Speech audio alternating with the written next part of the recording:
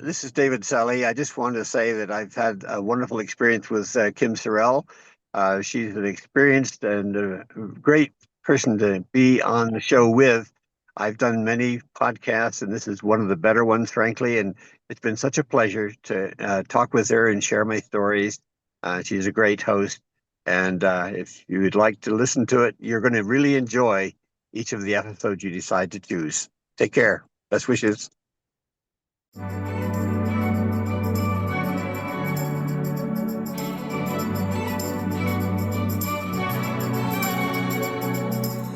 Welcome to the show. I'm so happy you're here. You are going to be so happy you're here. I am Kim Sorrelle.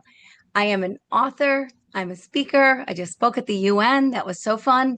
I get to do so many fun things in life, but my favorite thing to do is to meet people. And I get to meet some incredible people. And today is no exception to that. David is amazing. He's filming from his car. I'm filming from my place in Florida in my cocoa room. So a little unconventional today, but that's all good. And it's going to be a little bit shorter episode, which all works out just fine. And but David is 87 years old, I believe, and has lived in, been a citizen even, I think, of 3 different countries. But he's going for a world record this year. He is an entrepreneur. He's done so many things in life and continues to do so many things. He's such an inspiration. He should be an inspiration to all of us to live your best life at whatever age. And so, David, welcome to the show. Well, thank you. It's lovely to be here, and I'm looking forward to chatting with you and sharing some of my life's experiences, which hopefully may help other people avoid some of the bumps that I've gone through. And I'm looking forward to chatting with you. Yeah, well, avoiding bumps is always a good thing. So hopefully that will happen. Okay, so David, I want people to get to know you. So I would like to start with 8-year-old David. Well, 8-year-old David, I was a kid in England during the war, and actually my arriving in the United States became was because I met a U.S. serviceman who was so kind to me that he said 4 words to me, which have been a pivotal point in my life. It said, "Go to America, Sonny." And that actually happened on my way to school. My sister and I would walk through the U.S. Army camp. It had barbed wire around it, of course, and we were young. At that point, I was 4.5 or 5, I think it was. And he would look down every day. We'd go get permission to go through the park in order to get to school. Our school was population 46, a little village in the southwest of England.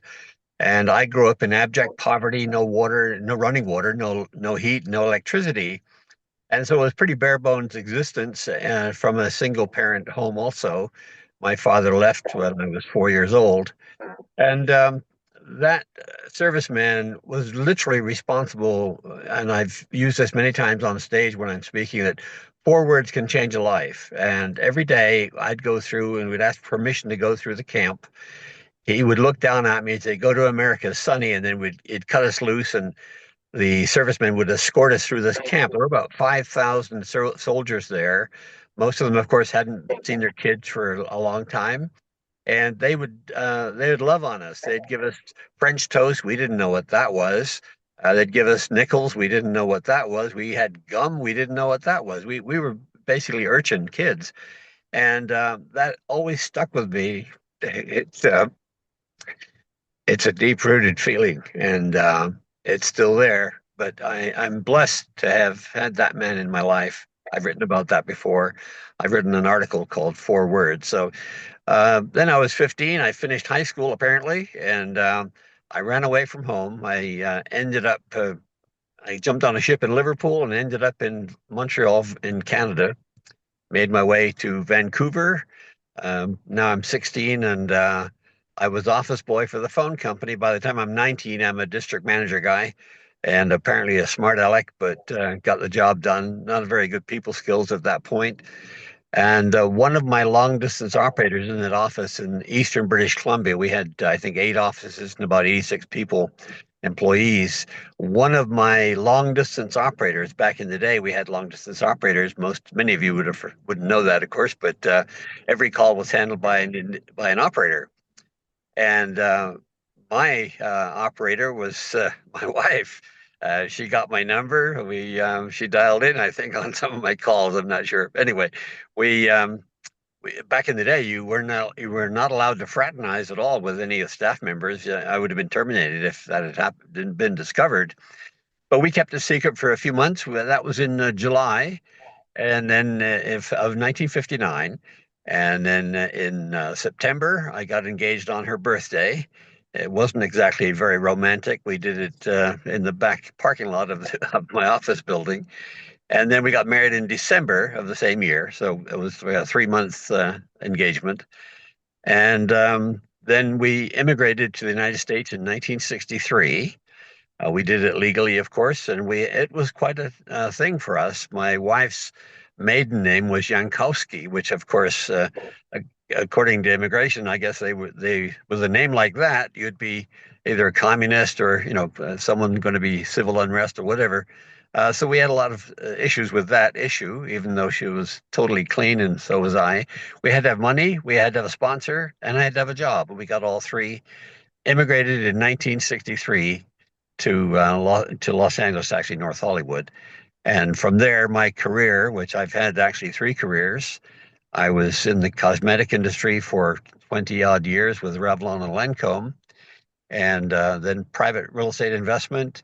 And my final stretches in my dream world where I should have been in the first place, perhaps. But God gives the directions, and I just follow the lights that go on for me. If the door opens, I go through it, and that's our story. We've had a great life. We've got two grown children. It's hard to believe, but I got 60-year-old kids, and my wife and I are both healthy. We're happy, and we're doing some things that are absolutely fun in life. I'm actually with my Guinness record underway. I will have by the end of this year about 17 books. And that didn't come easy, by the way. I had about 2.5 million words stashed away for years.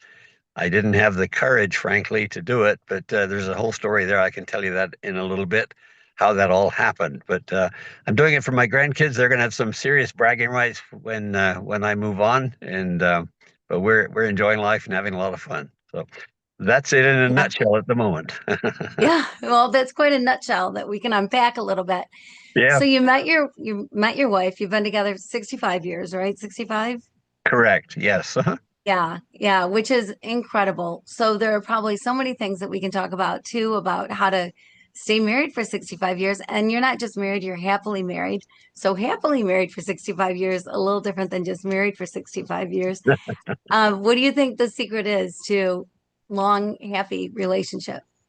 Well, there's several secrets actually. They're not really secrets. They're just, I guess, attitude and habituations.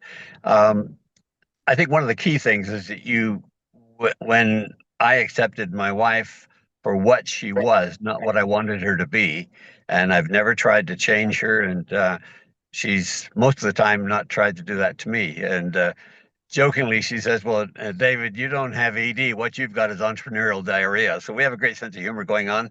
And I've tried and done lots of crazy stuff, invented products, patents, trademarks, and started new businesses, and have had lots a lot of fun. Really, I mean, it's been a full life, that's for sure. Yeah, no kidding. Sounds like it. I have this question because I had sort of a whirlwind, or not sort of, I had definitely a whirlwind romance with my husband. And I was young when I met him. It was the end of my senior year in high school, and never planning on getting married. 17 years old, this tall, dark, handsome man walks in. I'm immediately smitten. And 10 days later, also not a romantic proposal, but I asked him to marry me. He said yes. We got married a little less than a year later.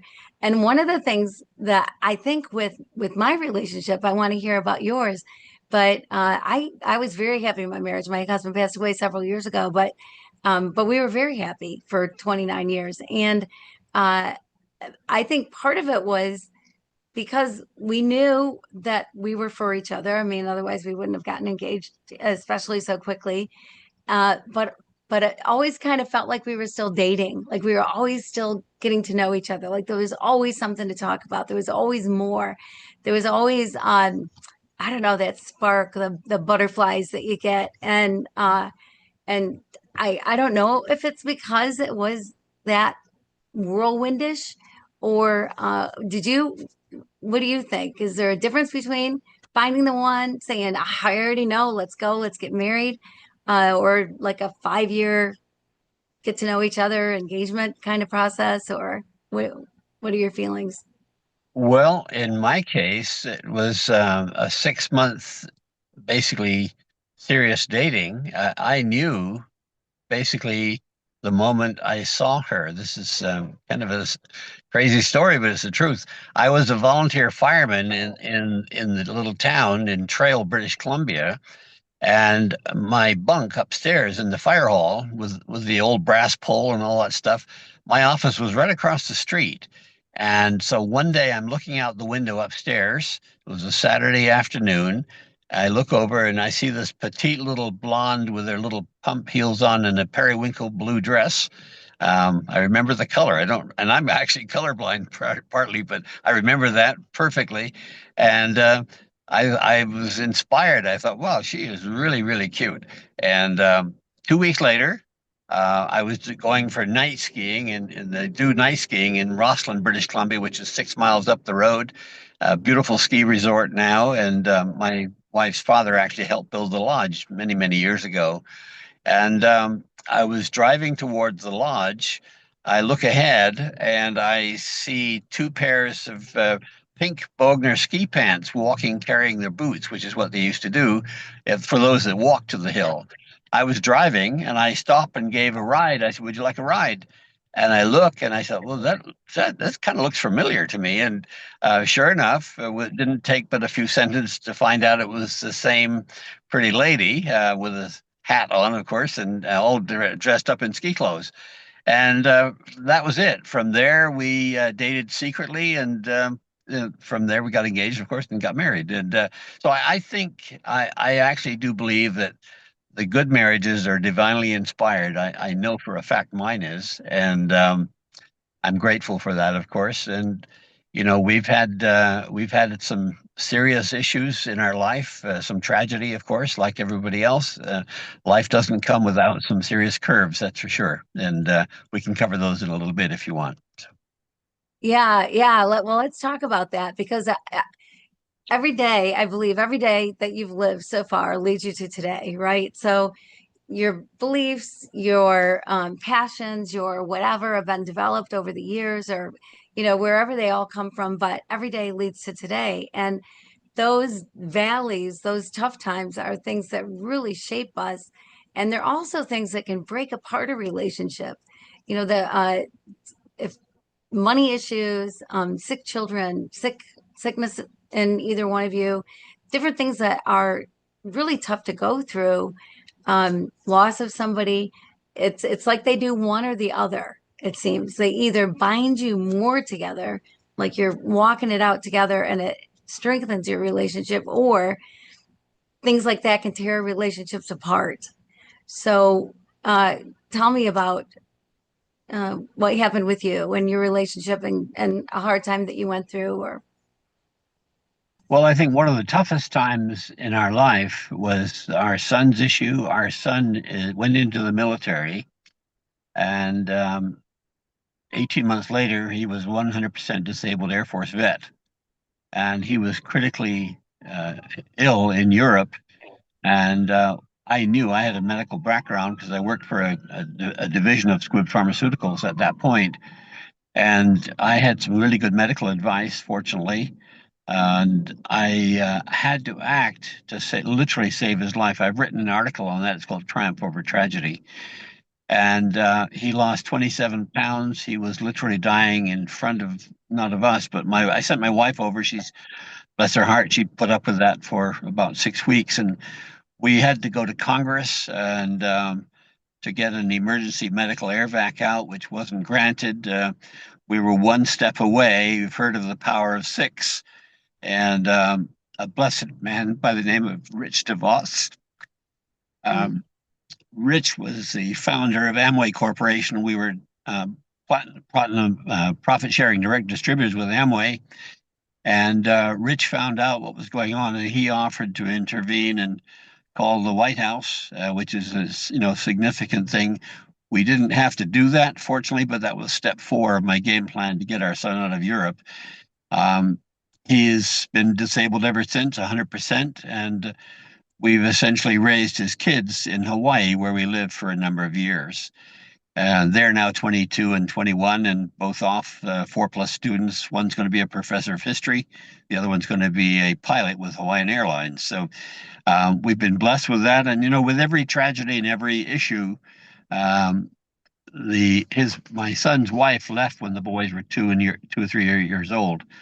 So we had to step in and take over. And that's worked out well. Out of every adversity, comes a blessing. And we've seen our grandkids really, really blossom with all of the stuff that's gone on. Of course, we help that process, and it's wonderful to see the role modeling and that now is taking place. They're well mannered. They're obviously smart, and we're proud of them. And I'm actually doing it was because of my oldest grandson. One day years ago, or one night, I should say, when I was telling him stories, and I would embellish the stories, and of course they would listen, lying in their little bunks there. And one day, the oldest one, his name is Mason, he looked up at me and he said, he was 6 years old. He says, "Papa, why don't you write all your stories down? Then we can read them someday." And that's when I began starting the collection of the stories. Ended up with about 2.5 million words, and about 2.5 years ago, I realized, the clock is ticking, and I'm aware of that, of course. And I said, I've got to do something. Well, about 25 years ago, this is some aging going on here, but it shows you. And I have a quote, procrastination is the mother of failure. And I've got a master's degree in procrastination. At least I did, not anymore. But I took a class with Mark Victor Hansen, and Mark is an amazing man. There were 23 of us in that class, and he taught us what he did and has done, of course. And he's published 56 titles in 33 languages, I think it is now, and sold 500 million books. A great guy to know, a lot of fun, wonderful to listen to and spend some time with. So he was the one that started me on this book venture. And I've obviously now written down all the stories, and I've published, I think it's 9 or 11 books this year so far. I'd have to count to see where I'm at, but it's been a lot of fun. And one of those books is called Papa the Grandpa, and it's a collection. I have 4 grandkids. Each of them I sent a 50-question monkey survey for their interpretations of their early life, and with us, and with them on their own life, and their favorite food, and how they integrated with the family stuff. And it's been a lot of fun. And we're integrating all of that with our stories, so that when they down the road, they're going to have a complete history, which I never had, which is one of the motivations, frankly. I never knew anything about my grandfather. I only had one grandmother. And we've been at the birth of all of our grandkids, all 5 of them. And it's wonderful to carry on that legacy, I think, where they'll, someday will be able to look at a book and see, well, yeah, that was very interesting what we did and how they grew up, and recalling all the memories that are part of their life, of course. So uh, lots of fun. Yeah, well, I love it all. And by the way, I'm in Grand Rapids, Michigan. So Okay, Amway is sure. headquartered here, and Rich DeVos was an incredible man who was Yes, he was. very generous. And so it doesn't surprise me at all that he would step in for you Yeah, and try to make something happen. And so sorry about your son. That had to be a super hard time. And I just can't imagine going through what you went through.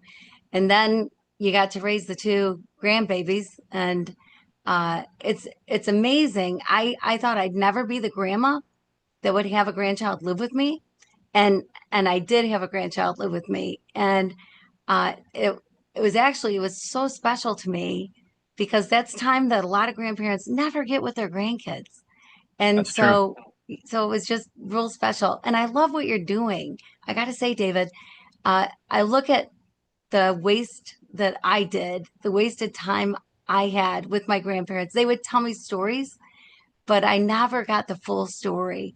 And I wish I would have had a tape recorder or something to record it. So the gift that you're giving for generations to come, not just your grandkids, but their kids and on and on and on, is what a gift. What a beautiful gift they'll have to know so much more of the history and be involved in it. So I love that you sent out a survey and asked them all their stuff so that could all be part of it. It's just it's so cool what you're doing and what you've done for your family. And I imagine you would encourage other people to do the same. Well, absolutely. And the actual process is actually quite simple, especially now with the AI capability where you can get some good research information and so on. It makes the process a lot easier. Most people I believe are well, you hear a lot of people say, well, I'm going to write a book. I'm going to write a book. Well, I did that for years and years and years. The reality is once you start, well, I think one of the famous, I forget who it was, said, starting is half done. I think it was Schuller, if I remember. I think it was Robert Schuller. I'm not sure. But, and that's true. Once you decide and you cross the bridge of fear, which much of the time it is fear, because you don't know, you're worried about what might happen and so on. All of those things come into play. But once you pull the trigger, that's a wonderful release. And then if your dream is big enough, you'll do what you need to do to get it done. And that's exactly what's happened with me, of course, and with what I'm doing. So, Yeah, yeah. That's so cool. And it's true. You have to start. If you don't ever start, then you never do. And I read a statistic. I'm trying to remember what it was, but something like 80% of people or something would love to write a book, say that they want to write a book. And then a very, very small percentage of people actually do write a book.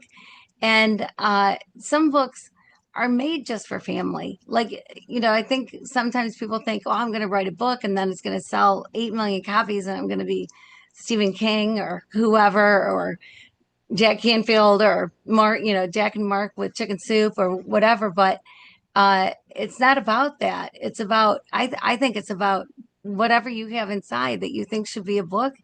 Write it down. And even if it's only for family, what a special thing just for family. And so, yeah, I definitely encourage people if you feel like you got a book in you, just start. You got to start and make it right. happen. Yeah. Well, what I tell people now is if someone says to me, well, I've been thinking about it, I said, well, look, here's where you start. Go out and buy a pack of 100 3x5 cards, the line cards, and put every thought or every idea or every event or special happening that happened as you recall them, just number them. Don't organize them, just put them on a card. And then at some point, you'll have captured enough information to then expand that into stories and chapters and develop a book concept which because you need to plan it out. It's not going to just fall into place unless you plan it, of course. And so that's what I tell people to do, and I think that works. I know that's what I did, and I finally got it together, apparently. Yeah. Yeah. That's a great idea. Anne Lamott, I know, uses index cards too. She goes around with them and she's such a great writer, one of my favorites. But what a great idea. Yeah. And then write stuff down. I always think I'm going to remember things. Like if I'm out and about and I go, oh, yeah, I remember that time. And I think, oh, that'd be a great story for my next book. And then I think, well, I'll remember it. I'm not going to forget it. And the truth is, I do forget it. And so keeping track of it, writing it down on an index card is such a great idea. So there's something else I want to talk to you about. So retirement. I've got a good friend who retired a couple years ago, and he had a big corporate job at Expedia. He had 3,000 employees, I think, underneath him, and he was just a genius of a businessman, genius of a salesman, and thought, well, he's the American dream ish is to make enough money that you can live happily the rest of your life. You invest wisely, and then you retire at a certain age and then you travel and you have your bucket list and you go do all the things. Well, he retired, and at first it was great. They did travel, he and his wife, and they did have all this fun. And then he woke up one day and kind of went, now what? Now what do I do? And he felt like he lost his title. He lost part of his identity because he was known as this person. And you walk into a room, and a lot of times, if you're in a networking event or kind of anything, people say, "Oh, so what do you do?" And when you say you're retired, people walk away. They're like, "Oh, okay." They want to go talk to somebody more interesting because retirement just doesn't interest them. That just sounds like tired or whatever it is. And so his theory is that you don't retire, or that if you do retire, then it's just in the next chapter. Then you do something else in life.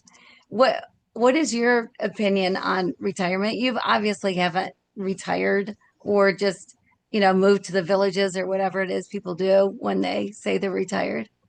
Well, the word retired to me is a death word, and I use that sparingly. But, when the brain retires, the body follows. And unless you are inspired enough with whatever your dreams and goals are, if you don't have any, you better make some or find some or figure out how to do that. Um, retirement is unfortunate. Well, industry has, of course, we've been taught that, of course, and to be honest, I think we've been manipulated socially, socially stuff. But the retirement concept, uh, I think it's nice to relax. And my wife and I cruise a lot. We do a lot of stuff. Um, but retirement to me is just not in the books. To retire, I wake up. I'm an early riser. I was up this morning at 5 o'clock, and I get 6, 7, 8 hours sleep. Um, I do believe you must actually have some dreams and goals that you want to fulfill. And sometimes there's some fear creeps in because, what are my neighbors going to say? What are my family going to say if you all of a sudden jump off on something different? But if you go back, here's what I think is important for people to consider. You may have been a square peg in a round hole in the corporate world for many years. I was in that situation. And if you can find what you naturally do well, that you like to do, I mean, there's basically three things that keep you happy. Okay, something to do, or someone or something to love. Hopefully, a human being, maybe a four-legged friend. Something to do that you like, that you can maybe make some money at or a living at it, and then most important of all is something to look forward to. If you have something to look forward to every day for me, I have to sort my to-do list because I have trouble organizing stuff, and I'm not techie.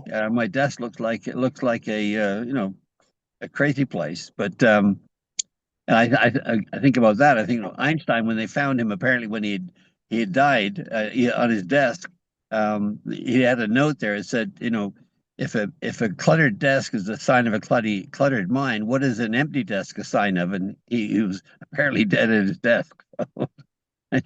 But you got to have some dreams and goals. If you don't, get a good book, join a group, do something for somebody else. Go out and help somebody out. Give them pass along your knowledge and your information, and dig in and help. That would start the process, frankly. Yeah, well, yeah, that's such great advice. And I think too, um, we're the smartest people, right? I mean, we've lived the longest. We have this bank of knowledge that Yeah. we could be sharing with other people. And there's so many people that are retired that are no longer working and playing golf or, do whatever you want, whatever it is. But uh, there should be a way, I think, to be able to help people younger than us in situations like you started out with, to avoid some of the pitfalls, to avoid some of the hard things, uh, that we can pass on our knowledge. And I think that's important too. It'd be great to have a way, a really good way of doing that. Yeah. Well, here's the thing. It took me a long time to figure this out, okay? But uh, the truth is, and this is pretty well documented by some people a lot smarter than me. We are taught to delay or even postpone um, our our inner thoughts and dreams and goals through a system what we call education. Sir Ken Robinson, who was a Brit, of course, he he wrote. He's on YouTube, and he's got some great stuff on. He was knighted by Queen Elizabeth for his work that he did on actually proving that the educational system as we understand it today, which was developed by industry to provide, a highly educated pool of employees. And it's no accident that I think it's 87% of the people really don't like their job and Mhm. they're working for somebody else. They're following somebody else's dream, not theirs. And this whole thing of being independent, of course, is uh, the brakes are on because it's very hard to break out of the mold. And um, younger people are still in that mold, and it's hard. It's hard when you find out that Santa Claus isn't real and the Tooth Fairy isn't real, right? Well, it's harder, even harder when you're 50 years old and you find out that, hey, I've had my life ladder on the wrong wall, and that's happening to a lot of people. I've had friends that spent 30 or 40 years, some in Vancouver, British Columbia. One of them was on the ocean as an oceanographer for 35 years, and at his father-in-law's funeral, he told me, he said, I wasted my life. How sad is that? And another one had a huge business in Canada, hated the business for 40 years.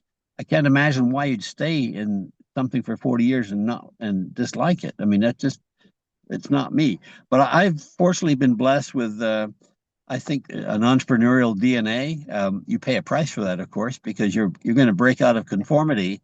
You're not going to be quote unquote normal. And I've had people say to me, "Well, you've done some crazy stuff," and that's true. But you know what? You learn from everything you do. And I want to share a story with your audience that kind of illustrates you can develop a real tenacity and a repulsion for being put down. Okay. When I was 15, I'd finished school. They finished school early in those days back then. And I applied for a police cadet job in the town. I was about 5 miles from that town of about 40,000 people in the southwest of England. And I was impressed, of course. I had been fascinated by police work and read a lot. And I wanted to be a police cadet. Well, they advertised the job, and I went in to apply for it. And I will never forget the person that interviewed me said to me, David, you're academically inferior. I'll never forget those words. And that stuck with me. I thought, well, who's this jerk putting me down? I didn't say anything, and I was very, very polite. And 37 years later, I bought a criminal college in Los Angeles and launched the first tear gas training classes in California. I lost my shirt. It was an absolute total failure, not because of me, but because of the circumstances within the product development and a whole bunch of things that were going on there. So it's uh, you know when you are faced with stuff like that, you've got to you've got to make a decision for yourself and just be selfish. And there's nothing wrong with that. So that's a long story short. It went a little further than I expected, but Yeah, well, it's amazing the things that people say to us that stick with us and kind of what take away from our identity or steal our joy, steal our creativity. Because yes, you're conformed. You have to do this class and this class and this class and that. Everybody's great at everything, and meanwhile, people are telling you what you're not good at, and it's like, yeah. well, where are your dreams? What did you dream of as a kid? Like what were the things that you wanted to do? What were you good at that people told you you weren't, and so you believed them. And That's right. so it'd be nice to be able to wipe all that stuff away and go, gosh, what do I really want to do? What is it? And what's really going to make me happy to go to work every day? I can't imagine begrudging my job every day. I'm an entrepreneur too. I started my first business when I was 18. And so working for somebody else was never something that I did except as a waitress in high school. And it was quite the life, but I did what I love to do. And so I can't imagine not, but they're 86%, is that what you said? The people don't like Yeah, there was their a job. study done on how people are not happy with their job. And of course, even worse is you got a 50, I think it's a 55, 56% job turnover in the job market. Now, if I was now, all the jobs that I ever had are gone.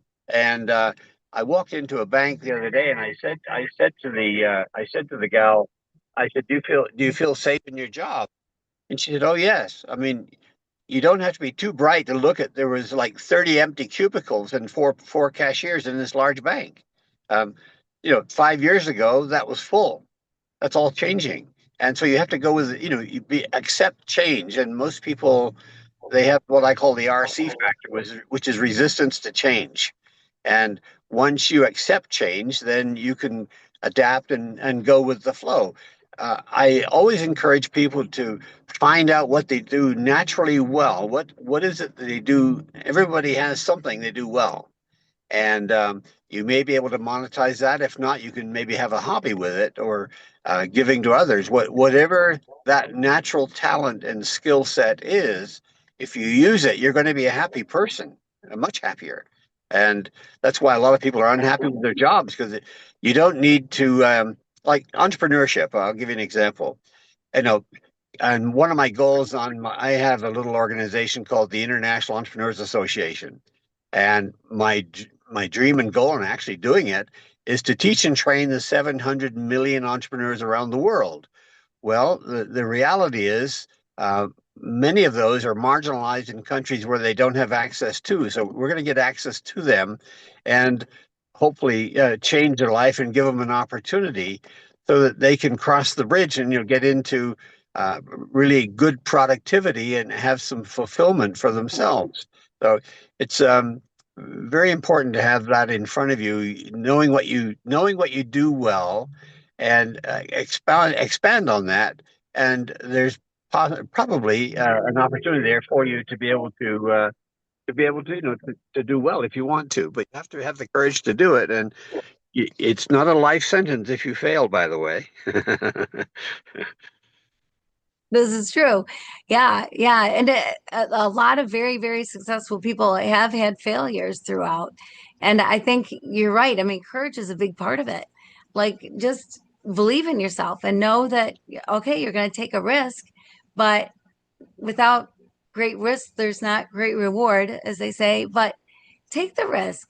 Take it. What is the worst thing that can happen? Worst thing is maybe this one doesn't work out, but you learn so much from it that the next time, the next one, chances of it working out increase.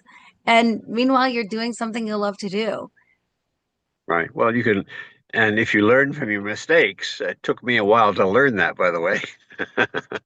Um, but Tony Robbins says, you can't have massive success unless you've had massive failure, and I really believe that, of course, and I'm experiencing that now with what I'm doing. It's really a lot of fun, but I've paid a price. Most people are not prepared to pay the price of that, and in my situation, I had a loving wife who put up with some of the nonsense that I went through. But she believed in me, of course, and behind every man, there's a good lady, hopefully, and that's my wife in my case. So, Yeah, yeah, that's so great. Okay, so we're unfortunately running out of time. I feel like I could talk to you for days, actually. That would be really fun. If you ever have days, let me know. Where can people get in touch with you? What do you want people to do? well, the best. First of all, all my books are on Amazon, and that's under my name, of course. Then my website is my personal name, davidselley.net. That's two L's, SELLEY.net. And I've got a series of things going on. Actually, I'm developing a famous 50 series. This is 50 people in a book, as an example, famous 50 lawyers. famous whatever job you have, or you could be in a book for Famous 50. That's a license program going actually globally. A lot of fun. And the International Entrepreneurs Association, the website on that is IEA777.com. And the other books that I'm currently doing, I've got one called Family Chaos. Uh, it deals with all the stuff that families go through. About 45 stories, a lot of fun. But the books are fun. I'm having fun with it. The grandkids are going to have a blast with it, I know for a fact. But my website is got everything on it. That's davidselley.net. So Awesome. Awesome. And we'll have all of that in the show notes, of course. David, this has been an honor and a pleasure. Thank you so much for being a part of my show. well, thank you. Lovely being here and wishing everybody a great day, and God bless everybody. Take care. Bye-bye. All right. Thank you. And thank you all for being with us today. And I just pray that until we see each other again, that you keep your heart open and you live your love loud.